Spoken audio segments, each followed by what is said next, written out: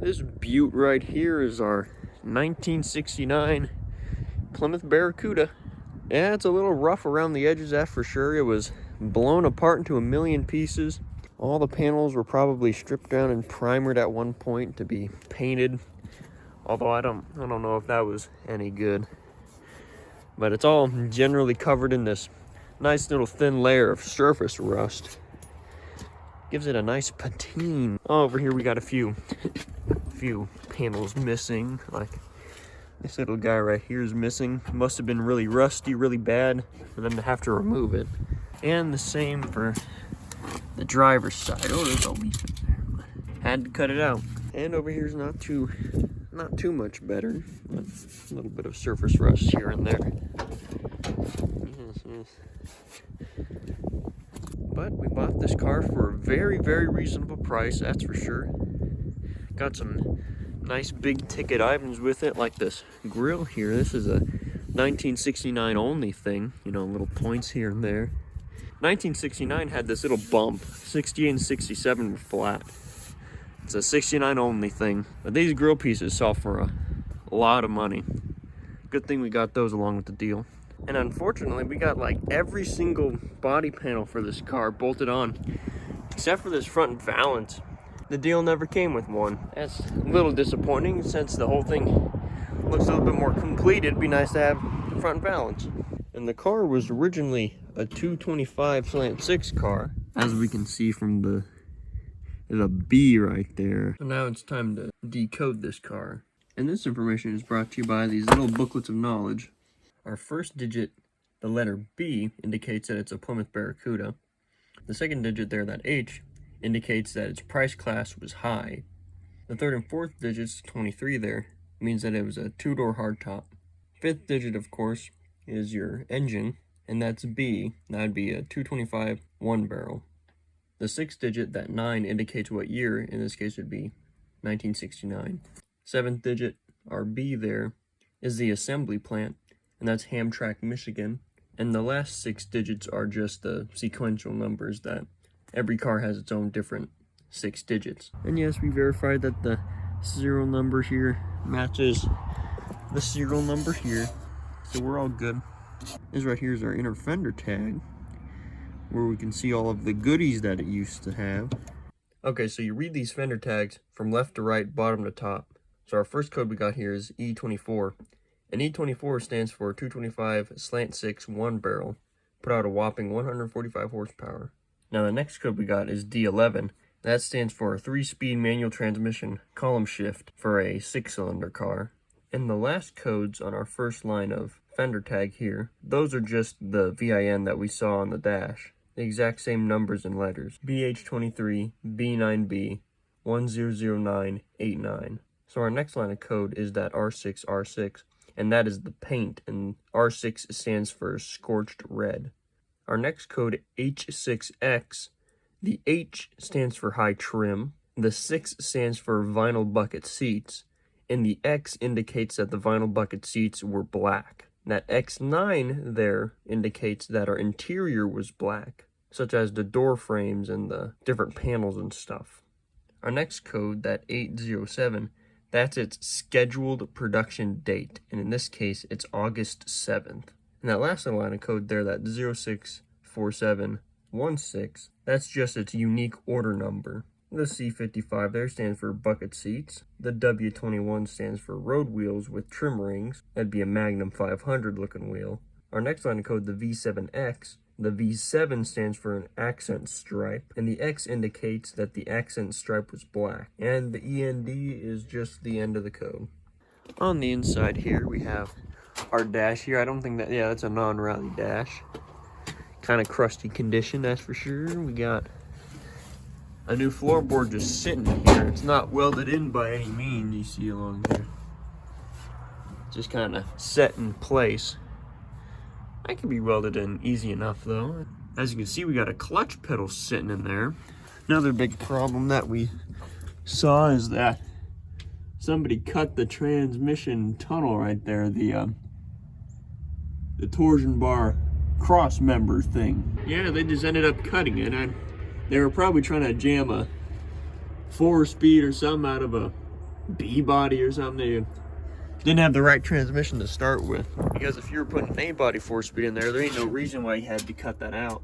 But when we got this car, basically everything you see here was off of it. It was a total basket case looking thing. Right here we have the 340 and one of the 4-speeds sitting on a pallet outside here. Car came with a lot of extra parts and pieces, odds and ends, you know. Car was pretty rough when we first got it.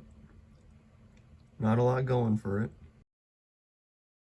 But we eventually got it set up on our concrete, ready to be reassembled. We got the K-frame and torsion bars bolted into place. It had most of the front suspension parts with it, but we had to use spindles and disc brakes set up off of a 1973 Duster. And eventually it was sitting up on all 4 tires. Yeah, it's not a bad looking little car. Just needed to be reassembled. She's got a pair of brand new super stock A-body springs attached to it. Gives her some nice lift. And it has a A-body 8 3/4 underneath it. Big ticket item. Kind of hard to find nowadays. But that right there is like a brand new or rebuilt pumpkin right there, 3rd member.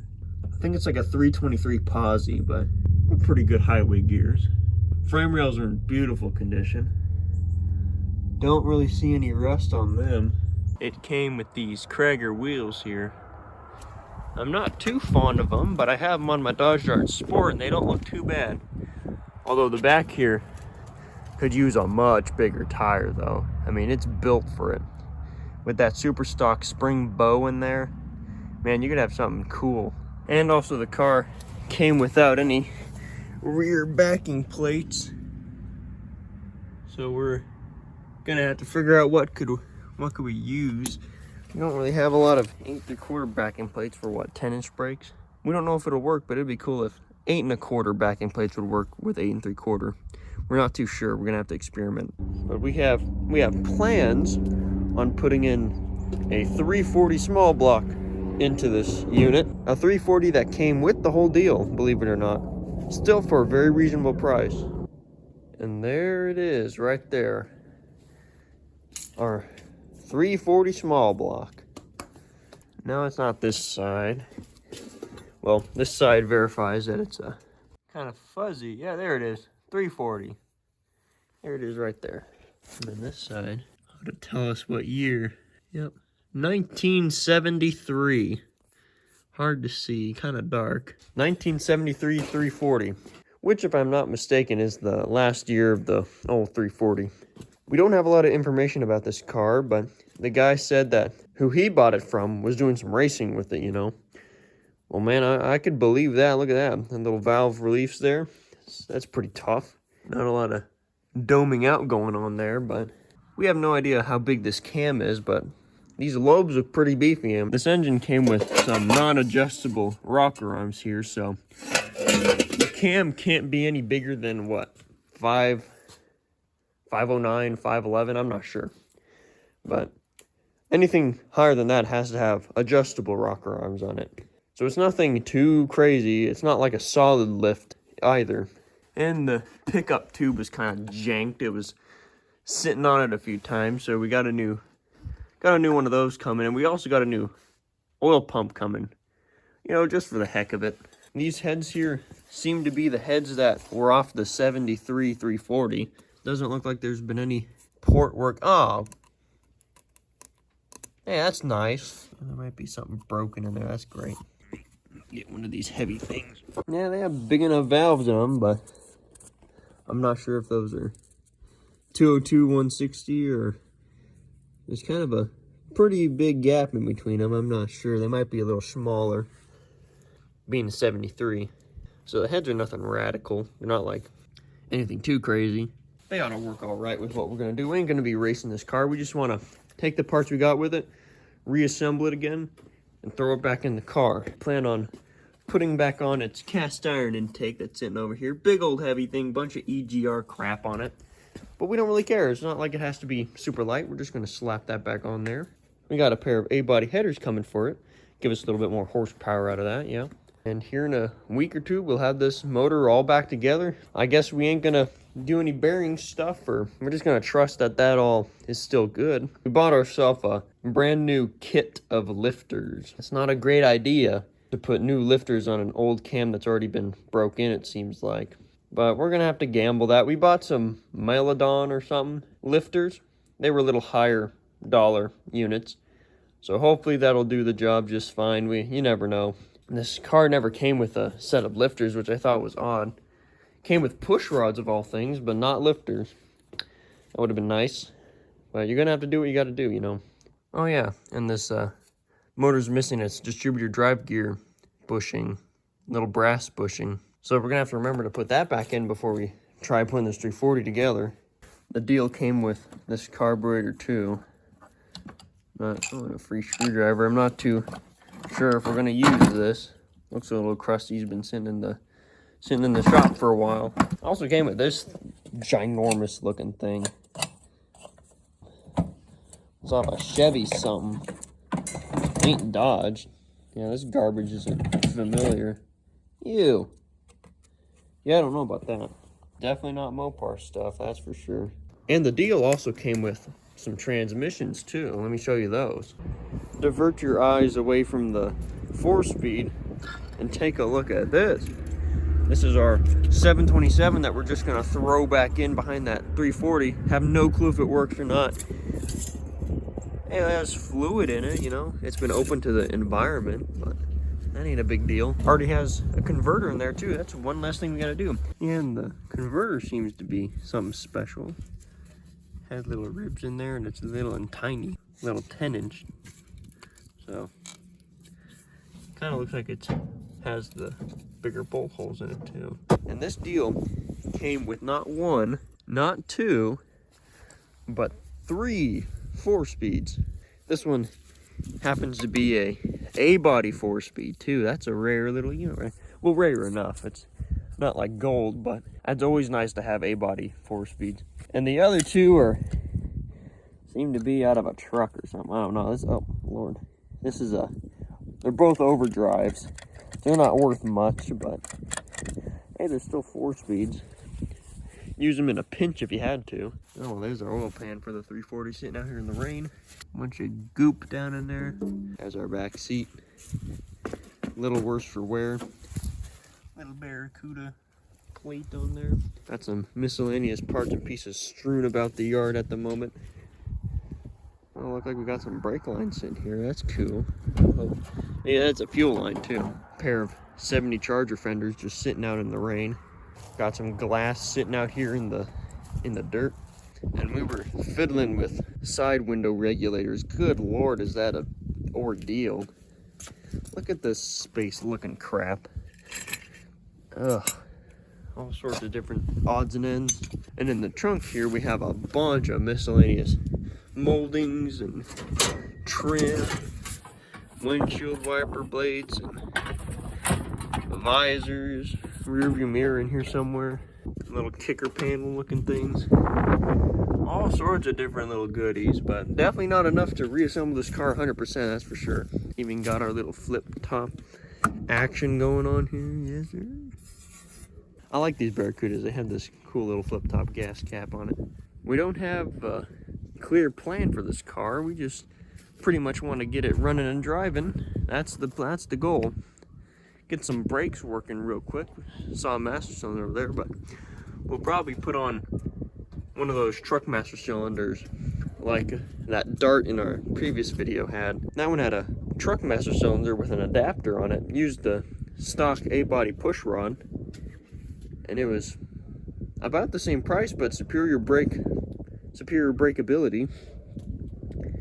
And if you ever go to get a new master cylinder, that one's easier to find and it's superior. Yeah, we're just gonna scab our 340 and our 727 in there, bolt her up, and see what she can do. That's our current plan. Not gonna try to race with this car or anything or molest it too much. Oh yeah, and we got the back glass for it too. Yeah, it's out here somewhere in the graveyard, stuffed in a car. I think it's this one. Yes. Not one, but 2 rear windows. Hey, ain't that something? But yeah, this may be one of my shorter videos. Just wanted to show you guys what we got going on so far with this car. You'll definitely be seeing more of it if we get to putting a 340 and that automatic down in it. Yeah, I'll take videos on that.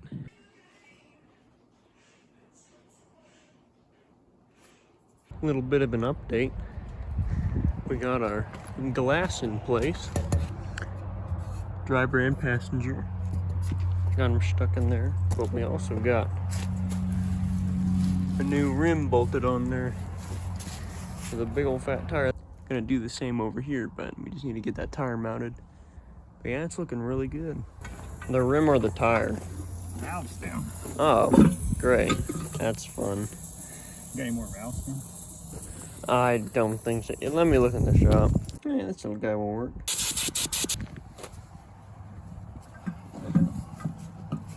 They're going tactical mode. Full on tactical.